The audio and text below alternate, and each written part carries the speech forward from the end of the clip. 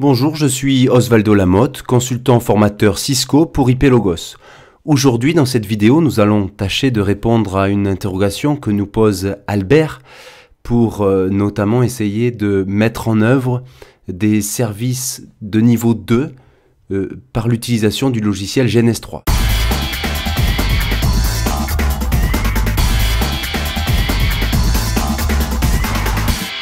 Ce que nous allons essayer de faire aujourd'hui est donc d'utiliser non pas des routeurs, mais des switches pour raccorder par exemple différents PC. Donc je vais pouvoir utiliser avec GNS3, nous allons pouvoir utiliser des terminaux, donc un PC1 et un PC2, qui vont être raccordés sur mes switches et dont la communication va pouvoir se faire par l'intermédiaire de ces switches. Au passage, habituellement, les liaisons inter-switch sont souvent redondées pour des besoins de haute disponibilité ou pour augmenter la bande passante disponible. Ici, par exemple, je peux utiliser deux liens sous la forme d'un agrégat, ce qui va me permettre d'offrir un débit entre les deux switches, non pas de 100 mégabits, mais de 2 fois 100 mégabits, 200 mégas. Ici, c'est donc ce qu'on appelle un agrégat, un port channel, d'accord, qui est donc constitué non pas d'un, mais de deux liens qui sont utilisés en partage de charge, en répartition, en load balancing. Donc le trafic utilisé entre PC1 et PC2 sera parfois utilisé sur le lien 1, parfois utilisé sur le lien 2. Et pourquoi je décide de démontrer et d'utiliser l'agrégat? Tout simplement pour vous permettre de voir l'application de fonctionnalités qui sont exclusivement réservées sur les catalystes, sur les switches, pour montrer qu'il est possible d'utiliser ceci sur notre environnement GNS3. Alors, comment nous allons pouvoir créer cette topologie avec GNS3? Hop là. Nous allons utiliser GNS3 avec un logiciel iOS. Tout ceci est expliqué dans l'article du blog que vous pourrez retrouver dans la section blog iplogos.fr/article. Et vous avez donc accès à un document intéressant qui montre quelles sont la liste des logiciels qui peuvent être émulés par GNS3. Donc nous avons différents les routeurs, Cisco 1700, nous avons des routeurs 2600, des routeurs 3620, 3640, etc. et les 3700 et bien sûr les 7200 pour les plus gros. Et ensuite, on vous donne pour chacun des routeurs quels sont les modules supportés. Par exemple, sur le 3745, par défaut, j'ai deux ports fixes Fast Ethernet, mais j'ai également la possibilité d'utiliser 4 slots modules, 4 network modules.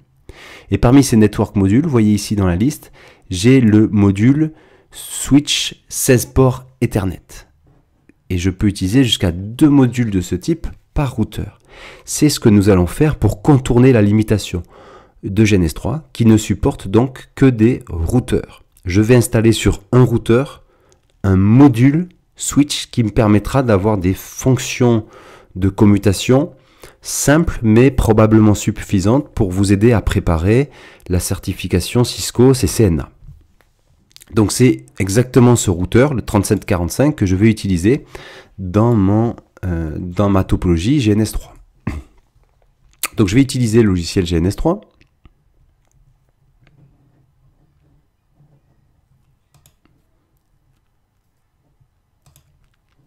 Je vais utiliser donc le logiciel GNS3 en installant un routeur 3745 que j'ai préalablement défini avec pour cela donc un iOS spécifique. Dans mon cas, par exemple, je vais utiliser ici, vous voyez la version d'iOS, c'est C3745-Advanced IP Services K9-MZ.12415T6. Au passage, la version de l'image importe relativement peu. N'hésitez pas à utiliser toute version d'iOS que vous avez disponible pour la plateforme qui supporte le network module Switch donc 16 ports. Donc ici j'ai ce routeur que je vais pouvoir lancer Et je vais pouvoir me connecter en console. Alors c'est ce que j'explique également sur sur l'article du blog. Vous avez dans la partie préférences la possibilité de venir changer l'outil que vous utilisez pour pouvoir accéder à la console. Ici, moi, j'utilise Zoxis, donc j'ai paramétré au préalable GNS3 pour pouvoir utiliser le logiciel Zoxis. Et donc, lorsque je me connecte avec la console, clic droit sur le routeur, puis console, j'accède directement à mon interface classique GNS3. Je vais renommer mon onglet ESW1. Et donc, puisque je suis connecté sur mon routeur, je peux venir changer la version de l'iDoid PC. C'est ce que j'explique également dans l'article du blog. N'hésitez pas à le relire comme il faut pour pouvoir paramétrer correctement votre plateforme pour pouvoir optimiser les ressources. Donc nous, ici, nous avons décidé d'utiliser non pas un, mais deux switches. Et au passage, ce ne sont pas des routeurs, mais des switches. Alors, comment je peux vérifier cela? Dans l'onglet Configuration, vous avez dans la partie slot, ce que j'ai préalablement défini associé à mon iOS, c'est une configuration par défaut avec slot 0, c'est les ports Fast Ethernet qui sont fixes sur ma plateforme. Et j'ai rajouté un slot 1 Catalyst, donc le network module 16 ports Ethernet switché. Et en slot 2, j'ai rajouté donc un network module qui me supporte des interfaces série pour éventuellement utiliser le routeur dans d'autres configurations. Donc ça, c'est la configuration par défaut. C'est vrai que ça ressemble à un routeur. Ce qu'il est possible de faire toujours en cliquant droit, c'est de venir changer le symbole pour pouvoir se retrouver avec quelque chose qui ressemble réellement à un switch. Et je peux faire ça sur les deux. Change Symbol, vous avez tout en bas l'Ethernet Switch qui permet d'avoir un schéma un peu plus représentatif de ce qu'on cherche à faire. Au passage, si je laisse la souris sur la liste, vous voyez ici apparaître la liste de tout le hardware disponible, et c'est donc les ports Fast Ethernet 1/ quelque chose que je devrais utiliser pour pouvoir accéder aux fonctions de commutation qui sont embarquées dans mon network module. Donc par exemple ici j'ai mes deux switches. Ce que je cherchais à faire, c'était de rajouter deux PC, un PC1, un PC2.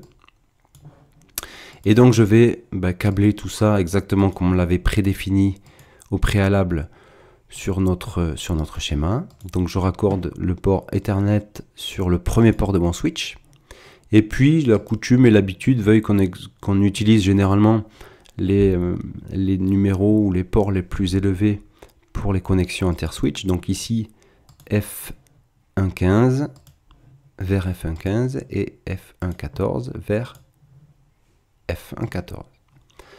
Pour essayer de rajouter donc un rôle où on est vraiment en environnement commuté, on est dans un environnement où on utilise habituellement différents VLAN. Donc ici, ce qui va être intéressant, ça va être de définir différents types de VLAN, et notamment, par exemple, on peut définir PC1 et PC2 comme appartenant au VLAN, par exemple, numéro 33. Alors pour cela, je vais me connecter sur mon switch 1. Je passe en mode de configuration et je crée le VLAN 33. Exit. Je vais faire la même chose sur mon switch 2,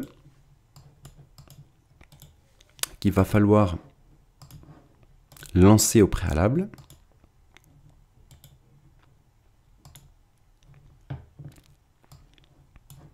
Et donc j'accède à la console, que je renomme ESW2.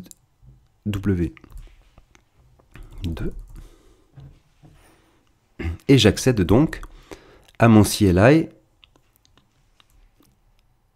qui va me permettre notamment d'utiliser les fonctions des commutateurs, comme par exemple la création de VLAN avec la commande VLAN 33. Donc nous avons créé le VLAN numéro 33 et nous allons faire en sorte que le port F1.0 sur lequel j'ai raccordé mes PC appartienne à ce VLAN 33. Donc la commande switch port access VLAN 33. Je fais ça sur le switch 1, mais également sur le switch 2. F1/0 switch port access VLAN 33. On vérifie ensemble. On voit bien ici si je me positionne sur ce lien, que ce lien raccorde le PC1 port Ethernet 0 sur le port 1/0 de mon switch, enfin, en fait de mon routeur, mais qui est devenu un switch. Donc je les ai mis dans le VLAN numéro 33. Et ensuite nous allons nous occuper de cet agrégat. Alors un bon réflexe à faire lorsqu'on configure des agrégats, c'est de commencer par désactiver les ports. Donc nous allons utiliser la commande int range puisque nous configurons des agrégats. Les agrégats doivent être configurés avec des ports qui individuellement sont strictement configurés de façon identique. Donc on peut configurer finalement les ports par rangée, par groupe. Ici donc le groupe c'est F1 14 à 15. Et la première chose que je vais faire, c'est que je vais éteindre ces ports pour pouvoir les désactiver. Et ça va faciliter la négociation en fait de ce qu'on va appeler notre agrégat, l'agrégat, pardon, ce qu'on va appeler ensuite dans le langage Cisco iOS le port channel. Donc j'ai éteint le port et je vais mettre ces deux ports dans le même groupe, dans le même agrégat que je vais appeler numéro 1, qui est l'identifiant de mon agrégat. Et je vais avoir accès normalement à plusieurs modes. Vous voyez ici, le seul mode qui m'est proposé, c'est le mode on, c'est-à-dire sans négociation par les protocoles disponibles, à savoir LACP ou PAGP. Alors, je vais le marquer ici à l'écran. Vous avez donc normalement les modes, enfin il y a différents types de modes, j'aurai l'occasion d'y revenir, qui correspondent à l'utilisation des protocoles LACP et PAGP. Alors PAGP, c'est un protocole qui est propriétaire Cisco et qui en général n'est pas utilisé mais qu'il vous faudra connaître pour la certification Cisco CCNA. LACP, c'est un protocole standard qui présente donc l'avantage de pouvoir être utilisé pour négocier des agrégats, soit avec des serveurs qui supportent le protocole LACP ou soit avec d'autres switches qui ne sont pas des switches Cisco. Mais ici, on a une autre possibilité, c'est de ne pas utiliser de négociation d'agrégats, c'est de forcer l'agrégat, de l'automatiser ou de le rendre plus exactement d'ailleurs statique sans avoir à échanger des informations en disant « Ah ben j'ai un port qui peut être agrégable, j'ai un autre port, etc. » Ici, on va forcer que les ports 14 et 15 soient dans le même agrégat et on fera ça en face de la même façon, de façon à éviter ou de nous autoriser à se passer du protocole de négociation que sont LACP ou PAGP. Donc ici, je reviens sur ma configuration et je vais faire donc Channel Group 1 mode on. Voilà. Et j'ai donc configuré un agrégat que je vais appeler numéro 1. Et vous voyez ici dans le petit message de log, Interface Port Channel 1, Change State to Up. J'ai donc créé une nouvelle interface virtuelle qui n'est pas directement associée à une interface physique, mais qui est associée à deux interfaces physiques, qui sont les interfaces Fast Ethernet 1/14 et Fast Ethernet 1/15. Nous allons faire exactement la même chose sur notre switch numéro 2. Donc je vais configurer le range F1 14-15. J'éteins les ports pour faciliter la montée de mon bundle. Et je vais mettre ces deux ports dans l'agrégat numéro 1 en mode statique, mode on.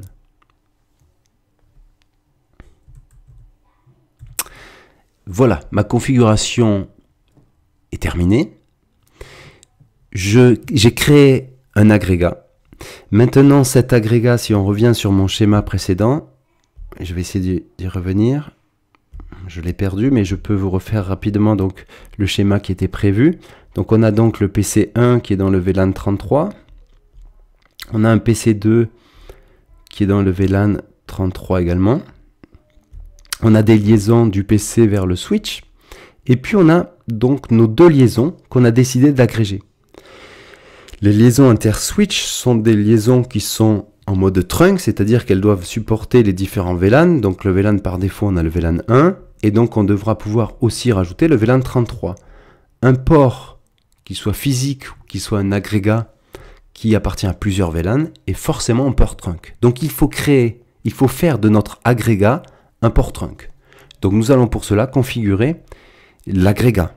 Et cette fois, nous allons donc non pas utiliser la configuration des ports physiques, mais la configuration de cet agrégat qui s'appelle, vous voyez ici, l'interface qui a été créée grâce à mon à mon identifiant numéro 1, j'ai créé ce qu'ils ont appelé ici un port channel, ce qui correspond à mon agrégat numéro 1. Donc PO1, je configure mon port channel et c'est ce port channel que je vais configurer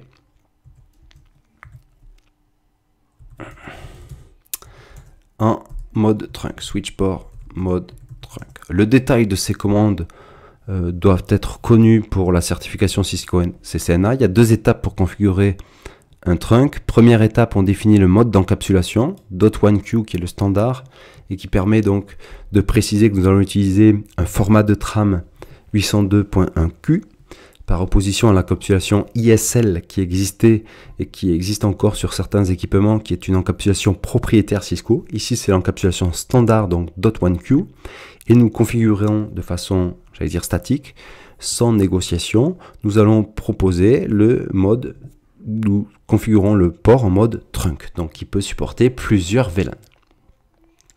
Donc nous avons configuré le mode trunk. Nous allons faire la même chose sur l'autre routeur, int PO1, et donc je fais switch port trunk encapsulation .1Q, switch port mode trunk. L'ordre des commandes est importante. Je vous invite à tester d'ailleurs l'autre ordre. J'aurai peut-être l'occasion d'y revenir. C'est pas tellement l'objet ici de ma démonstration. Donc vous voyez ici, j'ai créé mon agrégat comme étant un trunk. Donc si je veux établir la connectivité effective, je reprends mes 2 ports physiques que j'avais éteints et je vais les rallumer sur le switch 1 et je vais faire la même chose sur le switch 2. F1 14-15, no shutdown. Et vous devriez voir ici dans les logs, l'interface 14 et 15 ont rejoint l'agrégat port channel 1. Nous sommes devenus des trunks puisqu'on a hérité de la configuration de notre port channel et au final en fait les interfaces sont toutes up, que ce soit les interfaces physiques ou que ce soit l'agrégat. Ce que nous pouvons vérifier au passage, c'est que nous avons la même chose, les mêmes messages de log des 2 côtés. Et donc nous avons comme toujours besoin d'une petite commande show pour vérifier ce qui est réellement mis en œuvre par le routeur, par le switch ici, show ether channel summary. Et vous avez donc un agrégat numéro 1 qui s'appelle le port channel PO1 qui a donc 2 flags, ce qu'ils appellent ici des flags. Premier flag S majuscule pour indiquer qu'il s'agit d'un port channel de niveau 2, donc qui transporte, qui n'est pas un port routé, qui est un port réellement commuté. Le U majuscule, vous l'avez ici, c'est pour dire qu'il est en utilisation, d'accord, il est opérationnel. Et ce port channel est constitué des 2 ports physiques que sont les ports 1/14 et 1/15 avec le flag P majuscule. Ils sont dans un agrégat. Ils sont plus utilisables de façon indissociée. Ces ports-là sont membres d'un agrégat. Et si je veux regarder d'ailleurs quels sont les trunks disponibles sur mes switches, show interface trunk, qui sont des commandes qu'on retrouve exclusivement habituellement sur des catalystes, vous voyez bien ici quelles sont les interfaces qui sont trunk. On ne me parle pas de mes interfaces physiques. On ne fait référence qu'à mon agrégat, le port channel 1, qui est en mode on sans négociation préalable avec les protocoles LACP ou PAGP. L'encapsulation du trunk 802.1Q, on est vraiment dans un état trunking avec le VLAN par défaut, le native VLAN, qui est le VLAN numéro 1. Et donc, quels sont les VLAN autorisés sur cet agrégat? Ce sont les VLAN 1, qui est le VLAN natif par défaut, et le VLAN 33, puisque j'ai activé le VLAN 33 sur le switch, puisque mes PC appartiennent à mon VLAN 33. On le voit au passage, à partir du moment où j'ai créé un VLAN, activé un VLAN et fait de ce VLAN un port trunk, l'activation automatique du spanning tree. Je peux vérifier ça avec show spanning tree VLAN 33 brief. Me montre en fait le retour, exactement la même chose que si on avait tapé la commande sur un catalyste. On me montre ici quel est le route de l'instance spanning tree pour le VLAN 33. avec donc la MAC adresse du système, et on voit bien que j'ai plusieurs interfaces qui appartiennent dans cet instance Spanning Tree et que ces deux interfaces sont à l'état forwarding. Tout ceci fait bien sûr partie du programme Cisco CCNA. Je n'ai pas eu l'occasion d'en parler dans différents articles ou dans différentes vidéos. Nous aurons l'occasion de rentrer en détail sur les détails de l'agrégation et sur les détails du Spanning Tree, du Rapid Spanning Tree, dans d'autres vidéos, dans d'autres articles. Ici, je veux montrer comment nous pouvons effectivement utiliser des fonctions qui sont habituellement réservées au switch et que nous faisons tourner finalement sur un routeur, sur un module dédié du routeur, pour pouvoir donc exploiter et faire des configurations avec des switches dans GNS3. Donc nous avons vu donc l'activation de ce port channel. Nous allons essayer finalement de vérifier s'il y a communication possible entre le PC1 et le PC2. Donc pour cela, nous allons activer, lancer le PC1 et le PC2 et nous allons configurer du coup une adresse IP. On est dans le même domaine de diffusion, dans le VLAN 33, donc nous allons attribuer une adresse sur ce réseau. Alors je vais ouvrir une console. Et donc dans cette console, ici je suis sur le PC1. Je tape la commande IP 33.33.33 PC numéro 1 avec le /24. Et je vais donc me voir attribuer l'adresse 33.33.33.1/24. Je fais la même chose sur le PC2. Pareil, j'ouvre ma console. Je vais renommer donc PC2 et je tape IP, toujours 33.33.33.2 puisque je suis le PC2 et mon masque en /24. Donc je me retrouve avec le PC1. Alors, si je reviens ici sur mon schéma, on a le PC1 ici qui a une adresse IP en 33.33.33.1, 33.33.33.2. Nous allons vérifier la connectivité IP avec l'outil ping pour vérifier en fait l'utilisation de ce bundle, de ce port channel, de cet agrégat. Alors pour cela, nous allons utiliser l'outil ping. Hop, je reviens sur mon PC, je suis sur le PC2 et je fais un ping 33.33.33.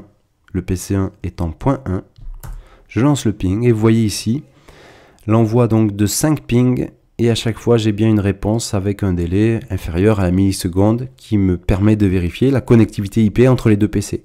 Donc j'ai effectivement mis mes deux PC dans les VLAN 33. J'ai créé un trunk qui est en fait un port channel qui contient les VLAN 1 et 33. Et ça, on le voit très bien ici. C'est la commande que je vous ai montré ici. Mon port channel appartient bien, enfin, est membre des VLAN 1 et 33. Et il utilise l'encapsulation 802.1q. On a bien la connectivité entre les deux switches. Et donc nous pouvons utiliser des fonctions relativement simples, mais à mon sens assez suffisantes, probablement suffisantes, en tout cas complémentaires avec ce qu'on pourra trouver avec d'autres outils, notamment l'outil Packet Tracer de Cisco, ou d'autres outils comme le VIRL, pour pouvoir donc tester des fonctions de Catalyst sans matériel à disposition, mais pour pouvoir quand même s'habituer à utiliser les différentes commandes et voir le comportement des équipements, comme ici nous venons de le faire. Donc ça répond finalement à la première partie de la question que m'avait posée Albert. J'espère que ça répond à cette question.